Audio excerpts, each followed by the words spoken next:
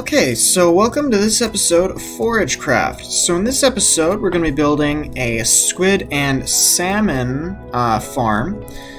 So for what you're going to need for this is you're going to want a section of river that's relatively far away from any large body of water.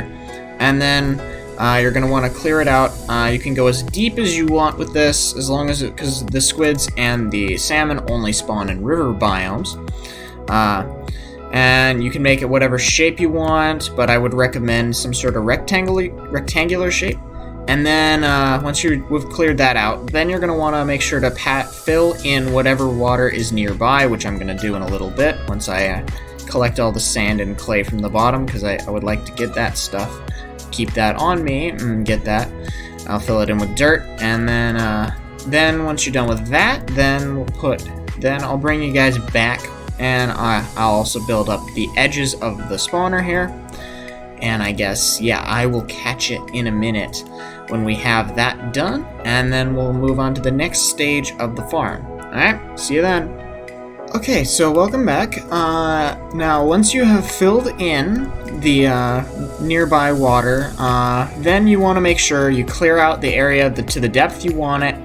I'm going to go down a couple more blocks, and then when you do that, then you're going to want to place magma blocks underneath the ground so that you get, so that they'll be dragged down and then die from the magma block damage. So I'm going to do that really quick, and then I will bring it back, and we'll figure out what we're going to do after that. So I guess I will catch you in a minute. Okay, so welcome back. So it's been a little bit. I did quite a bit of testing, and I googled it, and apparently squids and fish do not spawn in bubble columns.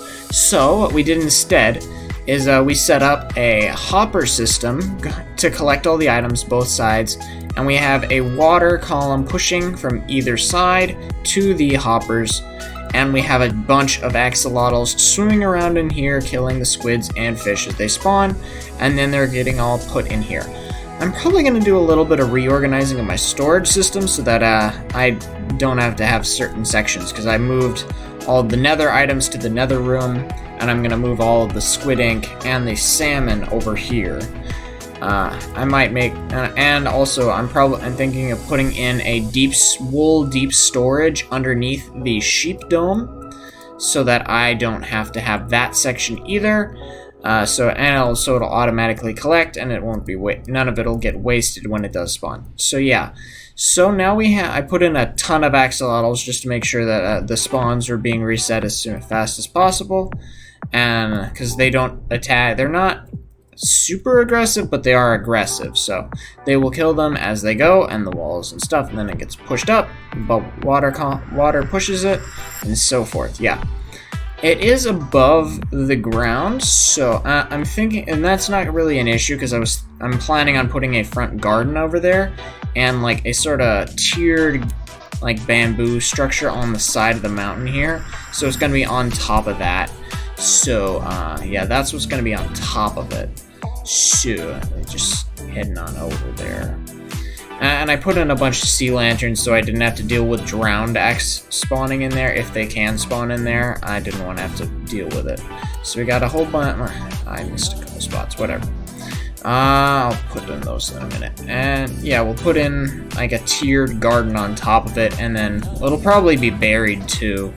And filling in the river took so long, because I filled in all of this over here too, which was a lot of dirt, but whatever, I have excess, and I'll leave that, whatever.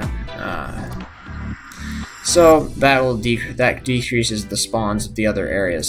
So if you guys enjoyed, like, comment, subscribe, check out my other videos and series. ForageCraft, glad to have that back. Yeah, stay tuned for that, and I've got a secret project in the works that I'm excited to show you guys when it comes time, when I'm done with it, but I'm not going to say anything about it until then.